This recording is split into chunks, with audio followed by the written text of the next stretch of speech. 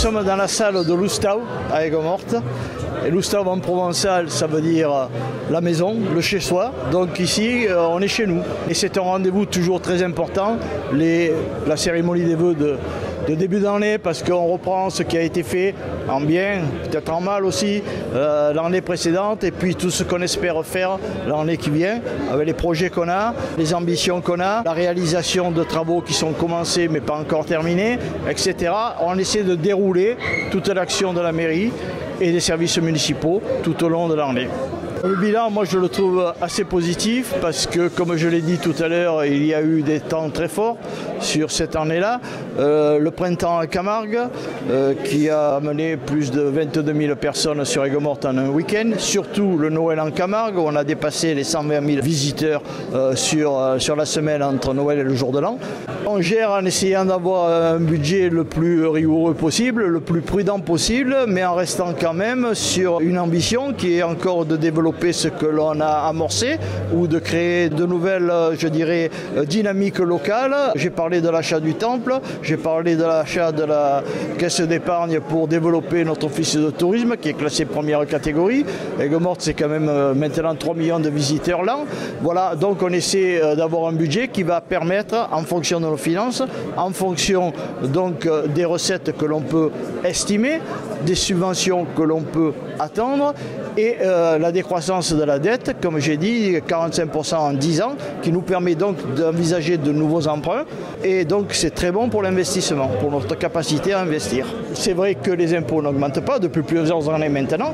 C'est vrai qu'on diminue la dette, mais c'est vrai aussi que, compte tenu du flou artistique maintenant au niveau des dotations de l'État, des dotations qu'on peut avoir également de la région ou du département, on est obligé d'avoir un budget prudent, rigoureux, mais qui n'empêche pas d'être ambitieux et de prévoir des projets innovants et de futures réalisations cette année. Mais il faut faire très attention. Voilà, une dépense égale une recette. On essaie de créer des recettes nouvelles. Alors vous avez par exemple la taxe de séjour.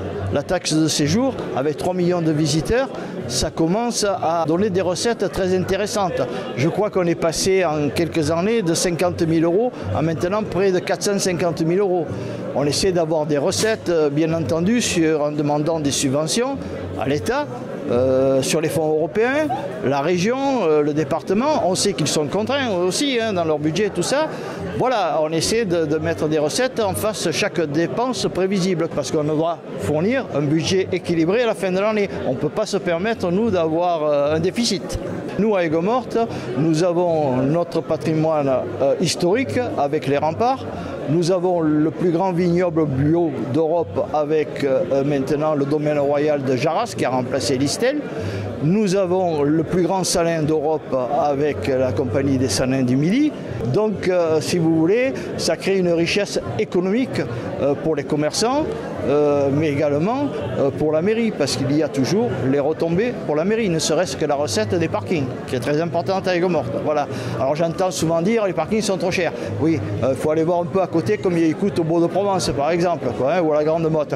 Mais c'est les recettes des parkings qui font qu'on peut investir dans la voirie et avoir des dépenses que l'on ne pourrait pas faire, parce que c'est notre seule recette propre en dehors des subventions, des dotations de l'État et des impôts éventuellement.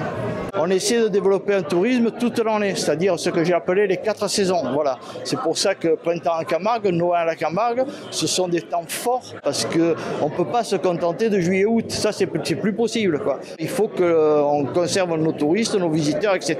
et qu'ils reviennent encore pour justement ce Noël en Camargue. 122 000 visiteurs sur une semaine, c'est quand même pas mal, quoi. La délinquance, effectivement, elle est plus sensible l'été sur le Gros-du-Roi.